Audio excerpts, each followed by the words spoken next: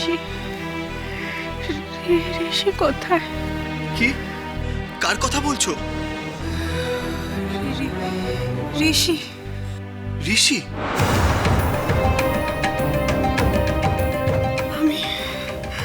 আমি তোমার অপেক্ষাতেই ছিলাম। কাল ভোর রাতে দেখি তুমি এক ঋষিকে নিয়ে এসেছো। গেরুয়া পোশাক। তিনি কোথায়?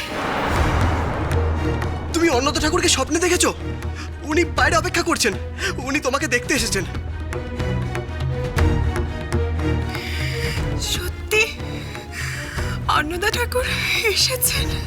ঠাকুর, ঠাকুর, আমিও। তুমি অন্নদা ঠাকুরকে ভেতরে নিয়ে এসো। হ্যাঁ হ্যাঁ স্যার।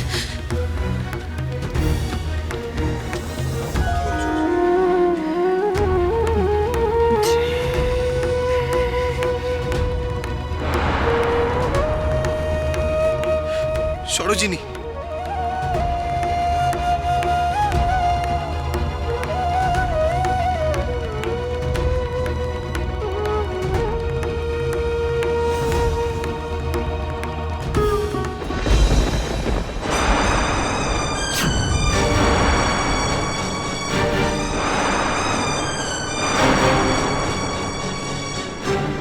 সরোজিনী, সরোজিনী, সরোজিনী, দেখি একটু।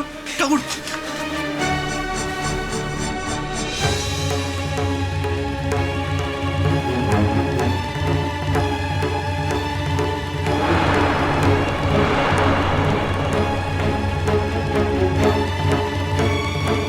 কি হলো ঠাকুর? কি হলো?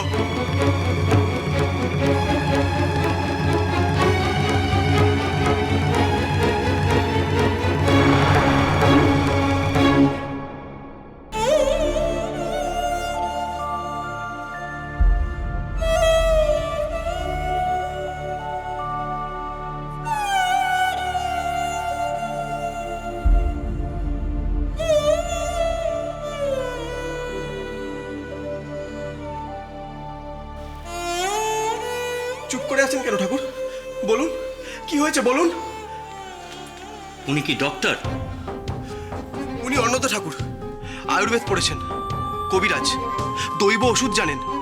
উনি আমার ভাইকে সুস্থ করেছেন, আমার বাবাকে সুস্থ করেছেন, এমনকি আমার বৌদিকে প্রসবের সময় নিশ্চিত মৃত্যুর মুখ থেকে বাঁচিয়ে এনেছিলেন। বিপদের সময় যে কোনো বড় সাহায্যই সহায় হয়। তলিয়ে যাওয়া মানুষ খড়কুটোকে আঁকড়ে ধরে ভাসতে চায়। আর উনি যদি ম্যাডামকে চিকিৎসা করে সুস্থ করে তুলতে পারেন, তার থেকে ভালো তো আর কিছু হতে পারে না। তবে আয়ুর্বেদিকের ওপর আমার নিজের বিশেষ কোনো ভরসা নেই আর কি। ওনার মুখ চেয়েই তো আছি। কি বুঝছেন ঠাকুর? ডাক্তারবাবু ঠিক কথাই বলেছেন ধীরেনবাবু। আপনার স্ত্রীর নারীর গতি খুব ক্ষীণ। সত্যি ওনার আর বাঁচার কোনো সম্ভাবনা নেই।